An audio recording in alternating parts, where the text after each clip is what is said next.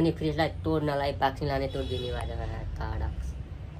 Hello guys new vlog लिएर म फेरि पनि तपाईको माझमा आइसके हैन। मैले के काम गर्छु के कस्तो गर्छु हैन सबै मैले नयाँ नयाँ अपडेट दिइराखिरहेको छु हैन। आज मैले दिनमा के काम गरेँ के गर्दैछु भनेर सबैलाई चासो हुन्छ नि त हैन। मैले के गर्छु भनेर कसलाई खुजुली हुन सक्छ के त्यो भएर मैले यस्तो गर्छु भनेर मैले आजभोलि भिडियो नहालेको त धेरै दिन भइसक्यो हैन। आजदेखि मैले भिडियो हाल्न स्टार्ट गरेँ आज नै हिजोदेखि हैन। अनि सबैजनाले शेयर लाइक सब्स्क्राइब गर्नु पर्यो के गाइस। अरु त यस्तै हैन, अरु भन्नु केही छैन हैन। यो भिडियो पुरा वाच गरौँ, त्यसपछि ट्याक्क मिठो सानो कमेन्ट राम्रो भएन राम्रो कमेन्ट त हाल्नु पर्यो है गाइस। गरेर आयो हैन।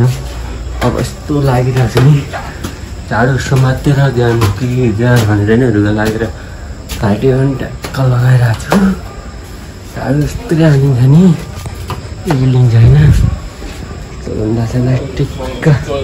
गाइस हैन, आज मेरो रुममा के छ खतरा छ हैन। फ्रिजमा अरिगनले गोलो लगाएको छ। हेरौँ त हेरौँ कसम खतरा छ। यस्तो लाग्छ नि फ्रिजमा गोलै हो ढुङ्ने यस्तो छ नि। यसलाई यस्तै क्लिन गरिन्छ नि।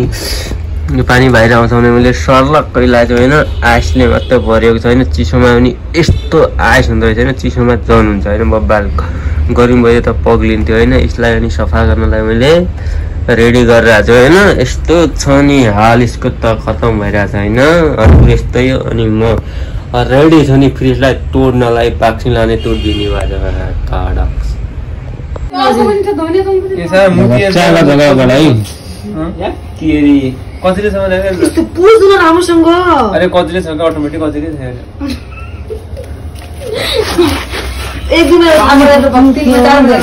यस्तरी हो क्या